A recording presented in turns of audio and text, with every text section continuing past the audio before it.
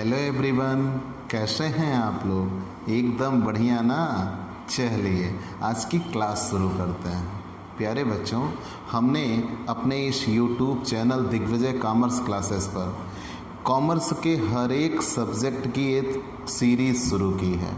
हम rule by rule सारे practical question के साथ सब कुछ आपको इस ऑनलाइन प्लेटफॉर्म पर प्रोवाइड करा रहे हैं। आप इस विषम परिस्थिति में कि जब हम ऑफलाइन पढ़ाई कहीं ना कहीं बहुत पीछे छोड़ते चले जा रहे हैं, ऑफलाइन पढ़ाई हम इस विषम परिस्थितियों में नहीं कर पा रहे हैं। दिग्विजय कॉमर्स क्लासेस सारे कॉमर्स के स्टूडेंट के लिए एक विकल्प बनकर सामने आया है। आप हमसे जुड़िए, हमारे चैनल को सब्सक्राइब करिए, बेल आइकन दबाइए ताकि आपको हमारे लेटेस्ट वीडियोस के अपडेट मिल सकें। यहाँ इस प्लेटफॉर्म पर सारे सब्जेक्ट की ऑनलाइन पढ़ाई कराई जा रही है। जैसे अभी corporate accounting, business statics, auditing, income tax, इन सब की एक सीरीज़ शुरू हो चुकी है। आप हमसे हमारे व्हाट्सएप नंबर पर संपर्क कर सकते हैं 9984358237। Paid class also available. अगर आपको हमारी लाइव क्लास आपको सेटिस्फाइड करती है, आपको ये लगता है हाँ ये वो प्लेटफॉर्म है जहाँ हम पढ़ के कुछ आगे बन सकते हैं, आगे जा सकते हैं, तो आप हमसे जुड़िए और पेड क्लास ज़रूर लीजिए। ठीक बच्चों, जिसमें आप थोड़े से शुल्क भुगतान करके आपको बेहतर से बेहतर जानकारी मिल सकती है। आज इसी बात के साथ हम अपनी इनकम टैक्स की क्लास शुरू करते हैं। प्यारे बच्चों, हमने आपको इनकम टैक्स कैलकुलेशन सिखाया था। इनकम टैक्स कैलकुलेशन सिखाया था कि इनकम टैक्स कैलकुलेट करते कैसे हैं। ठीक, कैलकुलेशन ऑफ इनकम टैक्स। लेकिन प्यारे बच्चों, इस वित्तीय वर्ष में अभी तो जैसे कर निर्धारण वर्ष 2020-21 चल रहा है, तो 2019-20 गत वर्ष के लिए, कर निर्धारण वर्ष 2020-21 के लिए 2 स्लैब दिए गए हैं। अब बताओ, आपको ये कन्फ्यूज़न ना हो, इसीलिए हमने उस दिन आपको इन बातों में उलझाया नहीं था। ठीक बच्चों, अब आप टैक्स का कैलकुलेशन सीख चुके हैं, आपको टैक्स कैलकुलेट करना आता है, तो आज हम और आप बराबर हैं।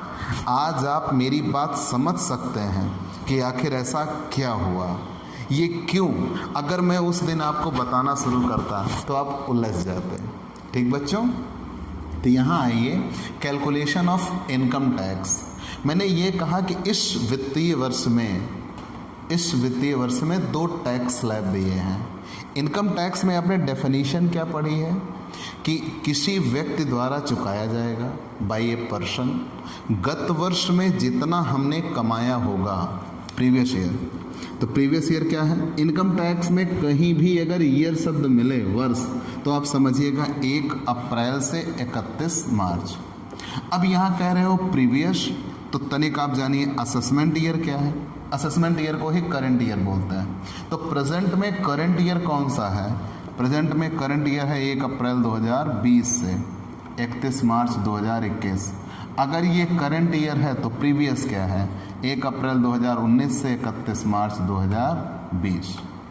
ठीक बच्चों, तो आपने ये जाना है कि कोई भी व्यक्ति प्रीवियस ईयर की इनकम पर असेसमेंट ईयर में टैक्स देता है।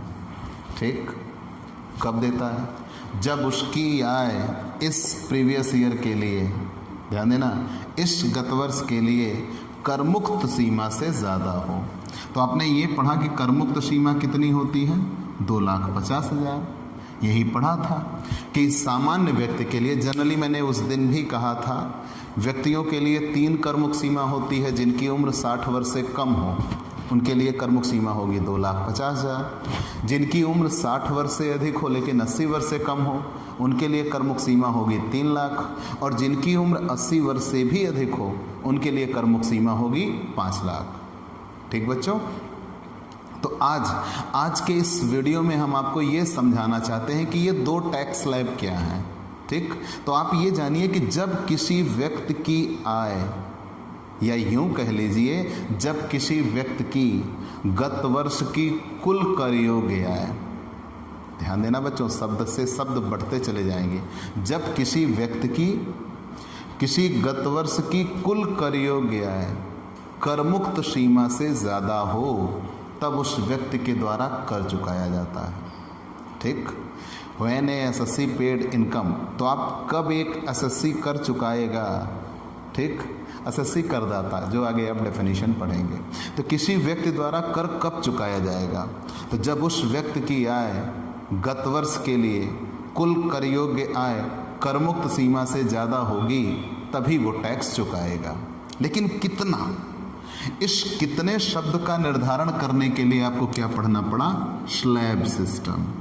स्लैब के आधार पर टैक्स चार्ज किया जाता है और इंडिया में स्लैब कितने बना दिए गए? 3 बेसिक तौर पर व्यक्ति के लिए, 60 साल से कम के लिए अलग, 60 साल से 80 साल के बीच के लिए अलग और 80 साल से अधिक के लिए अलग।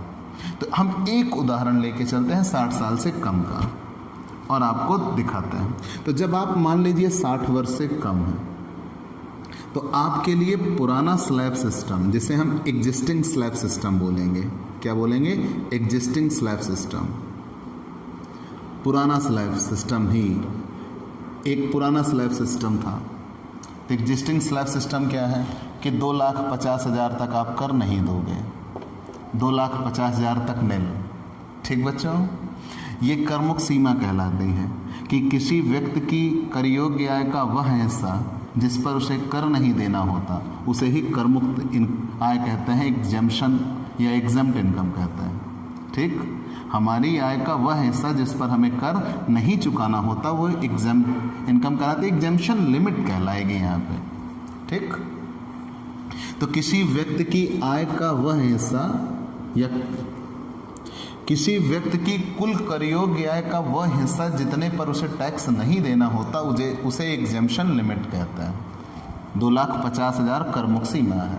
अगर 2,50,000 तक इनकम है, तक शब्द जरूर याद रखिएगा, 2,49,000 है तो नहीं देंगे, 2,50,000 है तो नहीं देंगे। लेकिन जब 2,50,000 से 1 रुपया ज़्यादा हो गए तो हम टैक्स के लिए लायबल हो गए। ठीक, तो किसी व्यक्ति की आय अगर 2,50,000 रुपये तक है तो उसे टैक्स नहीं चुकाना होता, करमुक्त सीमा है। अगर करमुक्त सीमा से ज़्यादा हुआ तो 2,50,000 से अधिक, 2,50,000 से अधिक, चाहे जितना ज़्यादा हो, लेकिन कहाँ तक? 5 लाख तक। तो कितने परसेंट देते हैं?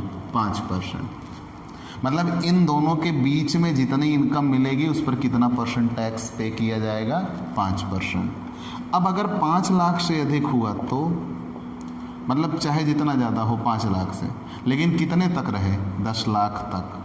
5 लाख से अधिक 10 लाख तक कितने परसेंट देंगे? 20%। अगर 10 लाख से भी ज़्यादा हुआ, 10 लाख से अधिक, अगर 10 लाख से भी ज़्यादा हुआ और फिर उसके लिए कोई लिमिट नहीं है, कोई लिमिट नहीं है, चाहे जितना ज़्यादा होगा 10 लाख से उस पर कितने परसेंट देना होगा? 30%। ये पुराना स्लैब सिस्टम था, ये पुराना स्लैब सिस्टम था।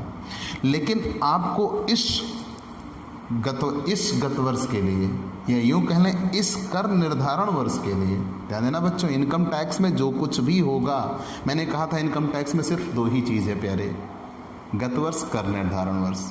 क्यों? जो प्रीवियस ईयर में हमने कमाया था, जितना भी कमाया था, उस प्रीवियस ईयर की इनकम पर इस करेंट ईयर असेसमेंट ईयर में हम टैक्स देते हैं। यही 2 ही चीज़ें पूरे इनकम टैक्स में हैं।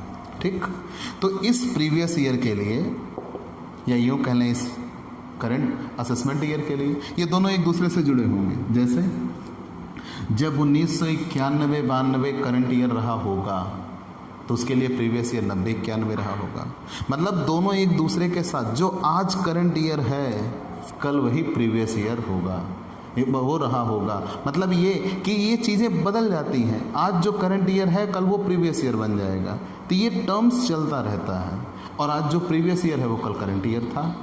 ठीक, आगे बढ़ गए तो मुद्दा ये बना कि अगर किसी व्यक्ति की आय करमुक्त सीमा से कम हो तो वो टैक्स नहीं देता।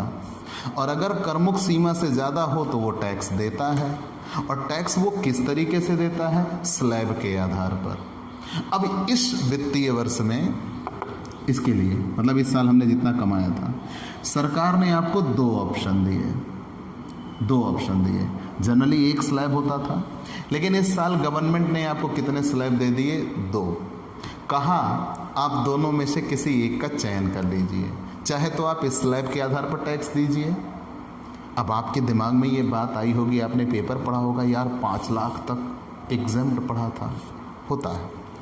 अब कुछ हम मिटाना चाहेंगे, ठीक। आपने ये पढ़ा होगा कि 5 लाख रुपए तक एग्जैम्प्ट होता है। अब इतना तो स्लैब बनता है, स्लैब के आधार पर आपने टैक्स दे दिया। लेकिन अब यही ये है कि अगर किसी व्यक्ति की आय 5 लाख रुपए से कम होती है, मतलब आप कह लें 5 लाख रुपए तक रहती है, ठीक, तो उसे 12,500 रुपये की रिबेट मिल जाती है अंडर सेक्शन 87A। धारा 87A के तहत अगर किसी व्यक्ति की आय 5 लाख रुपए से अधिक नहीं है तो उसे 12,500 रुपये की क्या मिल जाएगी? रिबेट मिल जाएगी, छूट। तो अब अगर आपकी आय 2.5 लाख तक है तो निल, 2.5 लाख से 5 लाख तक है तो इस बीच में जितना ज़्यादा है उस पर आप 5% टैक्स दोगे। तो इसमें से इसको घटाओगे तो आएगा 2.5 लाख। 2.5 लाख पर 5% दोगे तो 12,500, और 12,500 का आप रिबेट लेके चले जाओगे। तो मतलब टैक्स दिया 12,500, रिबेट लिया 12,500, मतलब एग्जैम्प्ट हो गया। तो वो कॉमन वर्ड में ये इस्तेमाल किया जाता है कि 5 लाख रुपए तक की इनकम क्या होती है? एग्जैम्प्ट होती है। वहाँ कॉमन वर्ड में ये इस्तेमाल किया जाता है 5 लाख रुपए तक की इनकम एग्जैम्प्ट होती है, ठीक। इसलिए क्योंकि लगता तो है टैक्स, लेकिन सरकार छूट भी दे देती है तो हमें उस पर कर नहीं देना पड़ता। ये तो बात हुई ओल्ड टैक्स सिस्टम की, जिसे हमने नाम दिया एग्जिस्टिंग स्लैब सिस्टम। अब हम आते हैं न्यू टैक्स स्लैब सिस्टम पे। नया टैक्स स्लैब क्या है? न्यू टैक्स स्लैब, ठीक। न्यू टैक्स स्लैब, नया टैक्स स्लैब क्या है? नया टैक्स स्लैब ये कहता है कि इसको कई टुकड़ों में आपको बांट दिया है। जनरली यहाँ कितनी कैटेगरी थी? 1 2 3 4 थी। अब कई कैटेगरियाँ और बढ़ा दी गई हैं। कैसे? एग्जेम्पशन लिमिट तो यहाँ भी कहा गया 2,50,000 तक नहीं देंगे टैक्स, निल। फिर ये कहा गया 2,50,000 से ज़्यादा 5 लाख तक 5%, ठीक। 2.5 लाख से 5 लाख तक आप कितना देंगे? 5%। 5 लाख से ज़्यादा 7,50,000 तक 10% देंगे, ठीक। फिर आगे कहा गया 7,50,000 से ज़्यादा 10 लाख तक, 7,50,000 से ज़्यादा 10 लाख तक कितने परसेंट देंगे? 15% देंगे। 10 लाख से ज़्यादा 12,50,000 तक 20% देंगे। 12,50,000 से 15 लाख तक 25% देंगे। 15 लाख से ज़्यादा चाहे जितना ज़्यादा हो उस पर कितने परसेंट देंगे? 30% देंगे। अब बताइए बच्चों, आपसे ये कहा गया कि आपके सामने ये 2 स्लैब हैं, आप दोनों में से चाहे जिसका चयन कर लीजिए, उसके आधार पर ही हम आपसे टैक्स चार्ज कर लेंगे। तो कोई भी व्यक्ति जनरली इस टैक्स स्लैब को चुनेगा। क्यों भाई? यहाँ कह रहे हैं 2,50,000 तक कर नहीं देना, यहाँ भी कह रहे हैं 2,50,000 तक कर नहीं देना, तो मतलब वो तो इनकम बच गई, उस पर टैक्स नहीं लगा। यहाँ कह रहे हैं 2,50,000 से आगे बढ़ोगे तो 5% टैक्स लेंगे 5 लाख तक। ये भी कह रहे हैं 2,50,000 से आगे बढ़ोगे 5 लाख तक तो हम 5% टैक्स लेंगे। दोनों बराबर चल रहे हैं, लेकिन अंतर यहाँ से आना शुरू हुआ। इन्होंने कहा 5 लाख से आप 10 लाख तक चले जाओ, हम 20% टैक्स लेंगे। और यहाँ कह रहे हैं नहीं भाई रुको, हम 5 लाख से 7,50,000 तक 10% लेंगे, और 7,50,000 से 10 लाख तक हम 15% टैक्स लेंगे। तो यहाँ पे आपको दिख रहा होगा कि जनरली बहुत ज़्यादा फ़ायदा हो रहा है। कहाँ ये 20%, कहाँ ये 10% और 15%। तो कॉमन वर्ड में कोई भी व्यक्ति होगा तो वो पहले टैक्स स्लैब को ना चुनकर किस टैक्स स्लैब को चुनेगा? दूसरे को, नए को। लेकिन यहाँ पर इसको जानने के लिए और बहुत सारे नियम आपको जानने होंगे। ठीक बच्चों, मैं एक छोटा सा प्रयास कर रहा हूँ और ये चीज़ें मैंने सोचा कि मैं आपको लास्ट में बताऊँगा, लेकिन नहीं, मैंने ये सोचा था ना कि लास्ट में बताऊँगा, लेकिन अब ये सोच रहा हूँ नहीं, आपको ये बताना ज़रूरी है, आपको ये समझाना ज़रूरी है, क्योंकि थोड़े प्रयास कर सकता हूँ, आप उतने में सीखेंगे, बेहतर है, क्योंकि ये चीज़ें बहुत लास्ट की हैं, बाद में आपको मिलती हैं। ठीक, तो लेकिन आप थोड़ा सा जानते रहिए ताकि आगे आपको मदद मिल सके। तो यहाँ ये कहा गया कि आपने इस पुराने स्लैब सिस्टम और नए स्लैब सिस्टम दोनों में से किसी एक को चुन लो, जो दिल चाहे वो चुनो। तो नॉर्मल शब्दों में दिखने में ये टैक्स स्लैब सिस्टम महंगा दिखता है और ये सस्ता दिखता है, लोग इसको चुन लेंगे, लेकिन वो गलती करेंगे। तो यहाँ पे ये कहा गया कि अगर आप पुराने टैक्स स्लैब को चुनते हो तो हम आपको रिबेट देंगे और डिडक्शन भी अप्लाइड करेंगे। आगे चल को आपको डिडक्शन भी अप्लाइड की जाती हैं, डिडक्शन अप्लाइड होंगी। और यहाँ कहा जाता है कि अगर आप इस टैक्स स्लैब सिस्टम को चुनते हो तो ना तो हम आपको रिबेट देंगे, ना तो हम आपको डिडक्शन देंगे। ठीक, तो गवर्नमेंट ने ये कहा, मतलब यहाँ की आपकी जो इनकम होगी उसमें से कुछ इनकम ऐसी भी होती हैं जिस पे आपको टैक्स नहीं देना पड़ता, वो तो आपकी एग्जम्प्ट इनकम निकल जाएगी, और कुछ ऐसी भी होंगी जो आपके व्यक्तिगत खर्चों के लिए घटा दी जाती हैं, उस पर आपको टैक्स नहीं देना पड़ता। तो वो चीज़ें आपकी डिडक्शन में जानी जाती हैं। जैसे सैलरी रेशन में आप आएंगे, इनकम फ्रॉम सैलरी, तो वहाँ डिडक्शन अंडर सेक्शन 16 दी जाएगी। हाउस प्रॉपर्टी में आएंगे तो डिडक्शन अंडर सेक्शन 24 दी जाएगी। बिजनेस प्रोफेशन में आएंगे डिडक्शन अंडर सेक्शन 30 to 37 तक दी जाएंगी। कैपिटल गेन में आएंगे तो डिडक्शन अंडर सेक्शन 54 दी जाएंगी। फिर अदर सोर्सेज में आएंगे 57, ऐसे कई डिडक्शंस आपको मिल जाएंगे। तो ये तो हेड के डिडक्शन थे।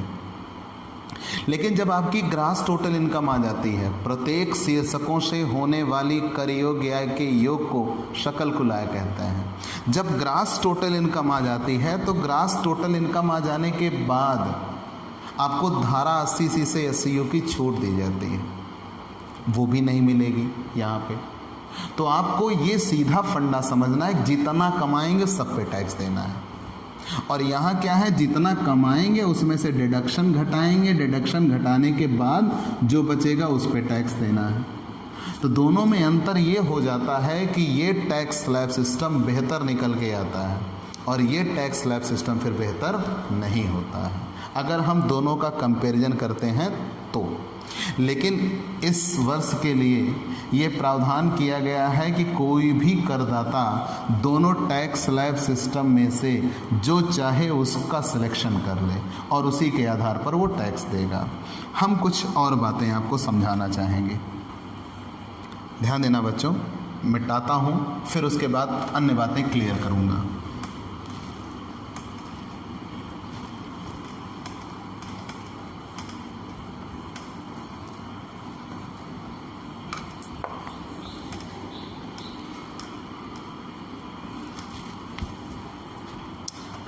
ध्यान देना बच्चों, कोई भी व्यक्ति टैक्स कैसे देता है? Income tax calculation, income tax calculation. ठीक, तो आप स्लैब आदि की चर्चा बाद में। सबसे पहले हम किसी व्यक्ति को इनकम टैक्स किस पर देना होता है?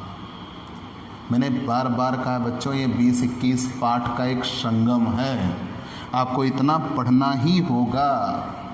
ठीक, तो आप इनकम टैक्स कैलकुलेशन कैसे करोगे? और टोटल इनकम, ये लेसन बिलोंगिंग टोटल इनकम होता है मित्र, आप अनसॉल्व उठा के देख लीजिएगा। टोटल इनकम हर साल में 80 नंबर से कम तो किसी वर्ष में पूछी नहीं गई है। ठीक, इधर आइए। तो इनकम टैक्स कैलकुलेशन, तो इनकम टैक्स कैलकुलेशन करते कैसे हो? इसके लिए सबसे पहले टैक्स किस पर दोगे? इनकम पर। तो पहले इनकम आती है, तो इनकम आने का मतलब यह है कि आप टैक्सेबल इनकम फ्रॉम सैलरी निकालते हो, टैक्सेबल इनकम फ्रॉम सैलरी। मतलब कोई व्यक्ति वेतन से पैसा कमाता है। ऐसे ही आप taxable income from house property निकालते हो, फिर टैक्सेबल इनकम फ्रॉम बिजनेस निकालते हो। ठीक, थोड़ा स्पेस भाई बचा लेते हैं, काम देगा अभी जगह। Taxable income from house property, taxable income from business profession, business oblique profession लिखे, taxable income from capital gain और taxable income from other sources. आप पांचों हेड की टैक्सेबल इनकम जोड़ते हो। जब पांचों हेड की आप टैक्सेबल इनकम जोड़ते हो, जो निकल के आता है उसे आप क्या कहते हो? Grass total income. ठीक बच्चों, ग्रास टोटल इनकम आ जाती है। इतना ध्यान देते चलिएगा, एक एक बात हम बता रहे हैं। जब पांचों हेड की आप आय जोड़ देते हो तो ग्रॉस टोटल इनकम आ जाती है।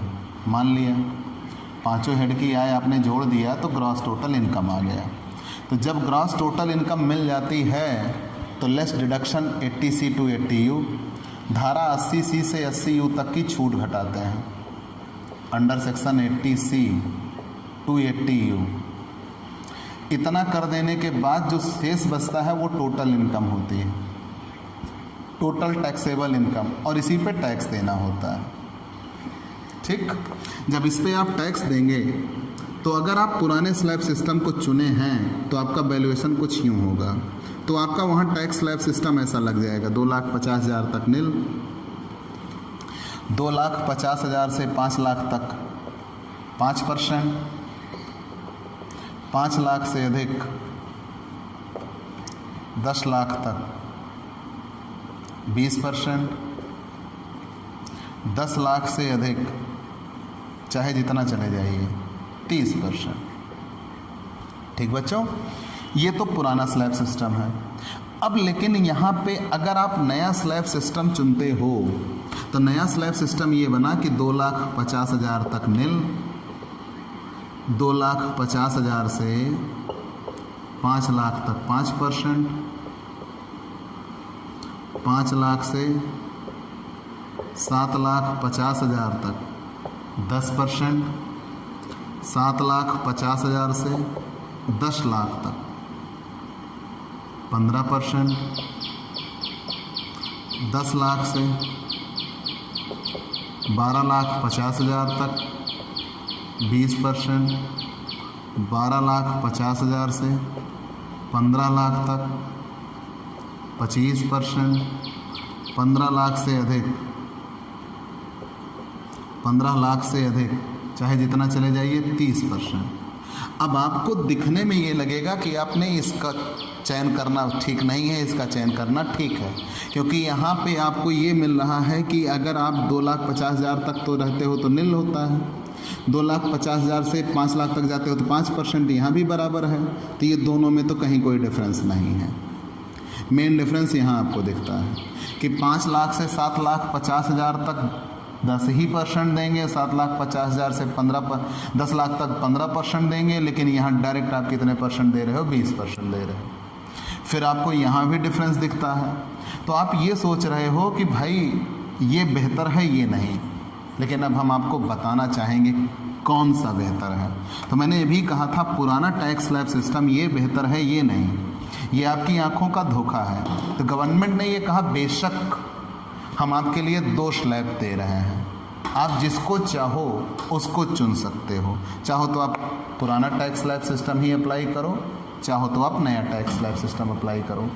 तो वहाँ ये कहा गया कि यदि आप नया टैक्स स्लैब सिस्टम अप्लाई करते हो तो हम आपको कोई भी छूट नहीं देंगे।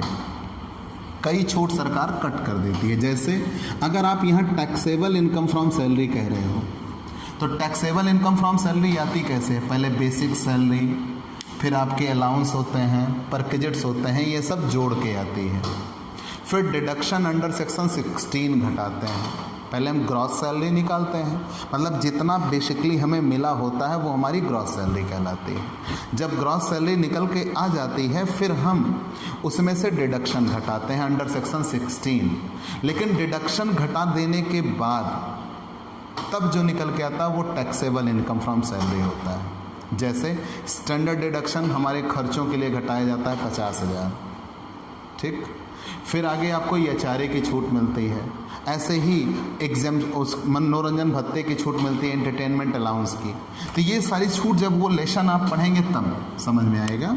लेकिन ये कहा जाता है कि जब हम इस टैक्स स्लैब सिस्टम पे होंगे, पुराने टैक्स स्लैब सिस्टम पे होंगे, तो जितना हम कमाएंगे उसको कमाने के लिए जितना लगाए होंगे, जो हमारे व्यक्तिगत खर्चों के लिए हमें छूट मिलती है वो घट जाएगी। तो छूट देने के बाद जो आय बचेगी वो टैक्सेबल इनकम फ्रॉम सैलरी होगी। लेकिन जब पुराने इनकम पर होंगे तो मैं यहाँ लिख सकता हूँ ग्रॉस सैलरी लेंगे, ना कि टैक्सेबल इनकम। ठीक, दोनों में अंतर क्या हुआ? टैक्सेबल इनकम फ्रॉम सैलरी का मतलब ये हुआ कि छूट आदि घटा देने के बाद बचा है, और यहाँ ग्रॉस सैलरी का मतलब क्या हुआ कि जितनी आपकी कमाई थी वो पूरी लिखी गई है, इसमें कहीं कोई छूट नहीं घटी है।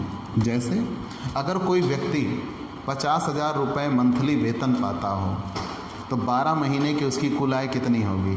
6 लाख रुपए। तो 6 लाख रुपए बंदे ने कमाया तो 50,000 रुपये तो उसको स्टैंडर्ड डिडक्शन की छूट मिल जानी है। टैक्स उसे इस स्लैब को चुनने पर 5.5 लाख पे देना होगा। लेकिन उसने कहा नहीं, हम इस स्लैब को चुनेंगे, तो उसे स्टैंडर्ड डिडक्शन की छूट नहीं मिलेगी। फिर उसके लिए ग्रॉस सैलरी होगी 6 लाख, उसे 6 लाख पे टैक्स देना होगा। ठीक, अब समझ में आया अंतर? ज़रूर आएगा। तो ऐसे ही कई छूट हैं। अब आप आएंगे तो टैक्सेबल इनकम फ्रॉम सैलरी, तो यहाँ इतना समझिए कि अगर पुराना टैक्स स्लैब चुने हैं तो सारी छूट देने के बाद, और अगर नया टैक्स स्लैब चुने हैं तो ग्रॉस सैलरी। सेम वही चीज़ यहाँ आती है, छूट आदि देने के बाद इनकम फ्रॉम हाउस प्रॉपर्टी, जैसे खुद के रहने के मकान के जो खर्चे होते हैं, अगर उन पर इंटरेस्ट ऑन लोन होता है तो उसकी छूट मिल जाती है। लेकिन उनकी छूट घटा देने के बाद जो बचता है वो taxable income from house property आता है। लेकिन अगर हम इस नए टैक्स स्लैब सिस्टम को चुनते हैं तो हमें ग्रॉस हाउस प्रॉपर्टी या ग्रॉस टोटल इनकम चुनना पड़ता है। ग्रॉस टोटल या ग्रॉस एनुअल वैल्यू कह लो। ठीक, gross income from house property, उस पर हमें टैक्स देना पड़ेगा। ऐसे ही business, profession, capital gain, other sources, सबका हम ग्रॉस टोटल इनकम निकालेंगे। जब ग्रास टोटल इनकम आ गई तो ग्रास टोटल इनकम आ जाने के बाद less deduction under section 80C to 80U करते हैं। यहाँ ये क्या होता है? पहले तो सारे शीर्षकों में छूट दी जाती है। सारे शीर्षक में छूट दे जाने के बाद किसी भी व्यक्ति का असेसमेंट तब किया जाएगा, किसी भी व्यक्ति का कर निर्धारण तब किया जाएगा, पहले उसे धारा 80C से 80U की छूट दी जाएगी। जैसे जीवन बीमा अगर कराया है तो प्रीमियम की छूट मिल जाएगी। अगर उसने हेल्थ इंश्योरेंस किया है तो हेल्थ इंश्योरेंस प्रीमियम दिया, उसकी छूट मिल जाएगी। अगर बच्चा कहीं बाहर पढ़ रहा है, पढ़ने के लिए खर्च किया है, लोन वगैरह लिया, उसका इंटरेस्ट की छूट मिल जाएगी। अगर वो विकलांग है तो धारा CD की छूट मिल जाएगी। गवर्नमेंट खाते में पैसा जमा किया तो उसकी छूट मिल जाएगी। तरह तरह की आपको छूट दी गई। ठीक, तो कहने का तात्पर्य यह है कि धारा 80C से लेकर 80U तक की छूट मिलती है। मान लिया वो छूट घटा देने के बाद जो शेष बचेगा उस पर आपको टैक्स देना होगा। तो मतलब जो आपकी टोटल, पहले तो शीर्षक की छूट घट गई, छूट घटने के बाद जो बचा वो उस पर कर लगना था। अब सब जब जोड़ लिया तो धारा 80C से 80U की छूट घटाएंगे, तब जो बचेगा उस पर टैक्स वैल्यूएशन होगा और स्लैब ये लगेगा। यहाँ पे आएंगे, पहले तो हम शीर्षकों की छूट नहीं देंगे, जो मिला सब पे टैक्स लगेगा। उसके बाद यहाँ less deduction under section 80C to 80U नहीं मिलेगा। धारा 80C से 80U की छूट नहीं मिलेगी, तो आपके लिए वहाँ कोई छूट नहीं है। तो जब आपके लिए वहाँ कोई छूट नहीं है तो जितनी इनकम है सब टैक्सेबल है, और अगर सब टैक्सेबल है तो जाहिर सी बात है आप यहाँ टैक्स ही ज़्यादा पर देंगे, और यहाँ टैक्स आप किस पर देंगे? कम पर देंगे। तो बेशक रेट आपको कम दिख रहा होगा, लेकिन सिर्फ 15 लाख तक, उसके बाद तो सबके लिए बराबर हो जाता है। ठीक, तो मुद्दा यह है कि अगर आप दोनों में से किसी एक स्लैब को चुनना चाहें तो आपके लिए बेहतर कौन सा टैक्स स्लैब है?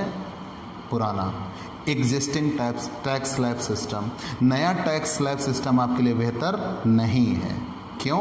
क्योंकि कहा यह गया है कि जो पुराना टैक्स स्लैब सिस्टम है, उस पुराने टैक्स स्लैब सिस्टम में ऐसी व्यवस्था बनाई गई है कि आपका टैक्स कैलकुलेशन छूट आदि के देने के बाद होगा। जैसे रिबेट भी मिल जाती है, यहाँ पे रिबेट भी नहीं मिलेगी। शिक्षा उपकर दोनों में बराबर लगेगा, अधिभार के लिए दोनों की पॉलिसी सेम है, तो केवल स्लैब में बदलाव है। तो यहाँ ये कहा गया है कि यहाँ छूट आदि देने के बाद जो टोटल इनकम आती है उस पर टैक्स देना पड़ता है, और यहाँ पे क्या होता है, कोई छूट नहीं, जो इनकम होगी उस पर आपको टैक्स देना पड़ेगा, और स्लैब ये होगा। तो ओवर टू यू, जिस पे आपको बेहतर लगे उस पे आप टैक्स दीजिएगा। ठीक बच्चों, अब मैंने बार बार इसको अब और नहीं कुरेदना चाहूँगा। कारण ये है कि आप जब तक income from salary, income from house property, इन सब की छूट नहीं जान जाते, तब तक आपको ये चीज़ें बहुत बेहतर तरीके से नहीं समझ में आ सकती। लेकिन मैंने आपको ये बता दिया कि आपके दिमाग में ये बातें बनी रहें कि हाँ ऐसा है, दो टैक्स स्लैब सिस्टम है जो हमारे लिए बेहतर है, उनका हमें चयन करना होगा। लेकिन प्यारे बच्चों, ये मैंने कहा ना बार बार कि कम से कम 20-21 पार्ट आप जब ख़त्म कर जाएंगे, आपका और हमारा साथ बना रहेगा, हम जब वो ख़त्म कर जाएंगे तब ये चीज़ें मैं आपको ज़्यादा बेहतर तरीके से एक्सप्लेन कर पाऊँगा। ठीक, लेकिन आज की ये क्लास आपके लिए एक रिमाइंडर के तौर पर है कि आप ये जानते रहिए कि ऐसा है। तो इस कर निर्धारण वर्ष में पिछले गत वर्ष के लिए निर्मला सीतारमण जो हमारी वित्त मंत्री जी हैं, उन्होंने 2 टैक्स स्लैब अनाउंस किए। कहा एक तो जो चाहें वो पुराना टैक्स स्लैब ही ले सकते हैं, और एक नया टैक्स स्लैब है, जो चाहें दोनों में से आप चुन सकते हैं। तो मैंने दोनों का कंपैरिजन करना चाहा और दोनों का कंपैरिजन किया। तो ये मेरा विचार है कि दोनों टैक्स स्लैब में कौन सा बेहतर होगा, पुराना टैक्स स्लैब बेहतर होगा, नया टैक्स स्लैब कम बेहतर है। ठीक बच्चों, अब कल से हमारी जो ये क्लास होंगी वो इम्पॉर्टेंट डेफिनेशन की क्लास होगी। ठीक, इनकम टैक्स में जो कॉमन वर्ड इस्तेमाल किए जाते हैं, जो हर जगह मिलेंगे, जैसे previous year, assessment year, SSC, तो ये सब आपको पढ़ना होगा। ठीक बच्चों, तो चलते हैं। आज की इस क्लास में सिर्फ इतना। आप सिर्फ ये जानते रहिए कि 2 टैक्स स्लैब हैं। ठीक, अब जैसे आप ये सोच रहे होंगे व्यक्ति के लिए मैंने तो ये 60 साल से कम का कंपैरिजन किया, 60 साल से अधिक, 80 साल से कम का, 80 साल से अधिक, तो उनके लिए कोई और नहीं है, ये इतना ही रहेगा, यहाँ वो बदल जाते हैं। तो कहने का तात्पर्य यही है कि टैक्स स्लैब पुराना ही बेहतर है, ये मेरा मानना है, और उम्मीद करता हूँ ये आपका भी मानना होगा।